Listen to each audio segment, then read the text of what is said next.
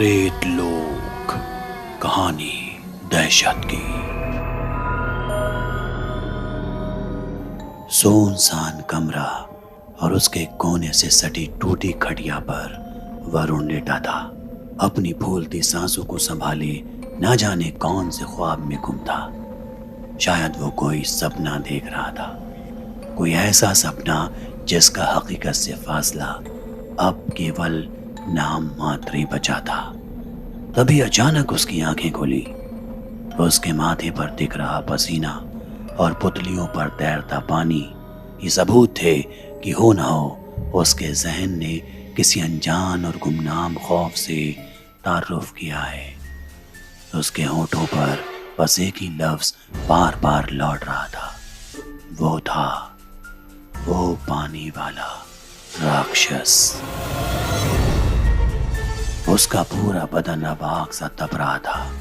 शरीर पर बुखार इस कदर हावी था मानो चमड़ी पिघला ही देगा।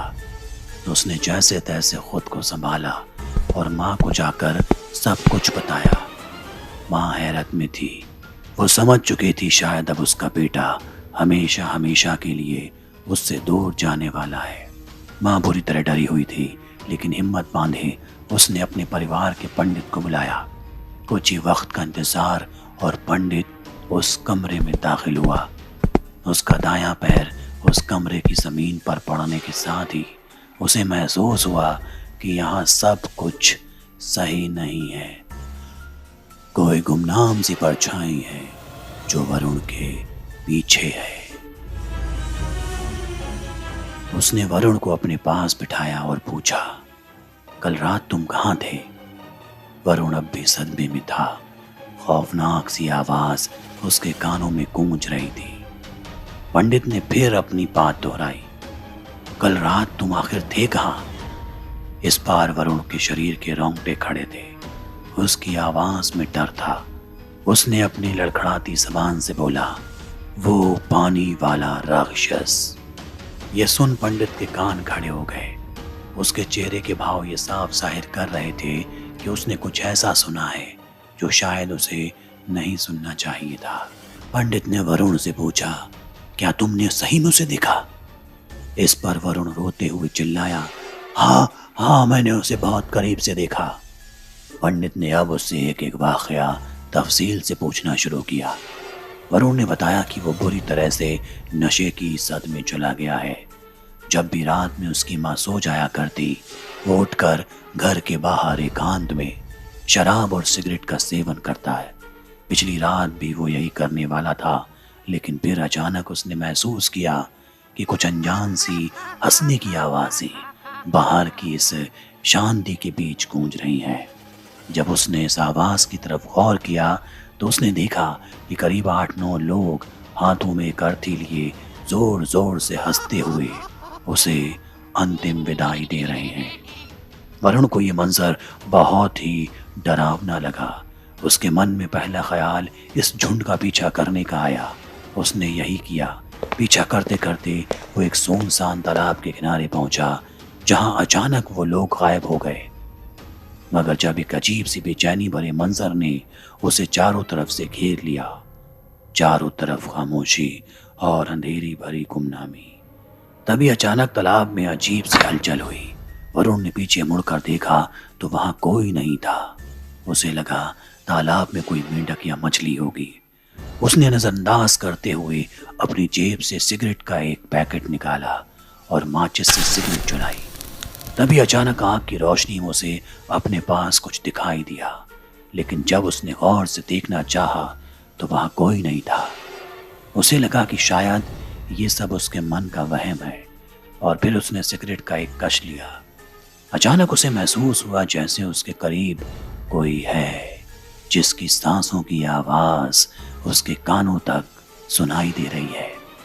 जैसे ही उसने पलट कर देखा तो वहां एक अजीब सी शक्ल की परछाई थी, जिसकी आंखें बिल्कुल नीली चमक रही थी। उसके हाथों के पंजे बेहद लंबे और दांत किसी छुरे की तरह धारदार थे। वरुण ये देख बुरी तरह घबरा गया। वो कुछ समझ पाता इससे पहले ही वो परछाई वरुण के बेहद करीब पहुंच चुकी थी। वो कौन था? ये सवाल उसके मन में बार बार शोर मचा रहा था। वरुण की सांसें फूलने लगी। उसने आज से पहले ऐसा कुछ नहीं देखा था कि तभी उस परछाई का एक हाथ वरुण के सीने पर पड़ा और उसके नाखूनों से एक गहरा घाव उसके सीने पर छप गया।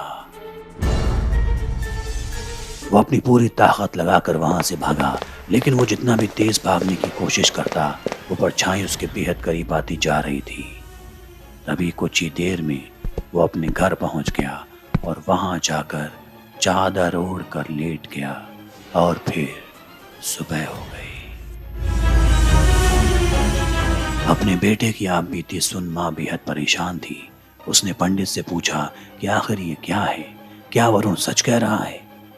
तब पंडित ने खुलासा किया एक ऐसी खौफनाक कहानी का जिसे सुनकर पूरी तरह से सभी सहम गए।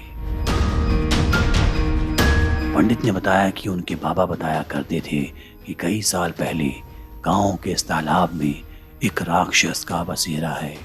वो आते जाते राहगीरों को या फिर गांव में रहने वाले लोगों को अक्सर डराकर मौत के घाट उतार दिया करता था। लेकिन पूजा पाठ के बाद अचानक ही गांव में सब कुछ शांत हो गया। सबको लगा कि सब ठीक हो गया है, लेकिन कल रात वरुण के साथ जो कुछ भी हुआ, ये इसका सबूत है कि वो राक्षस फिर लौट आया है। साथ ही पंडित ने वरुण की माँ को समझाया कि अपने बेटों को अब संभालने का वक्त आ गया है। वो कभी भी किसी भी वक्त तुमसे दूर, बहुत दूर जा सकता है, क्योंकि उसने इस राक्षस को अपनी आंखों से देखा है। कुछ समय तक सब कुछ सही रहा, लेकिन फिर एक सुबह उसी तालाब के किनारे वरुण की लाश तैरती दिखी।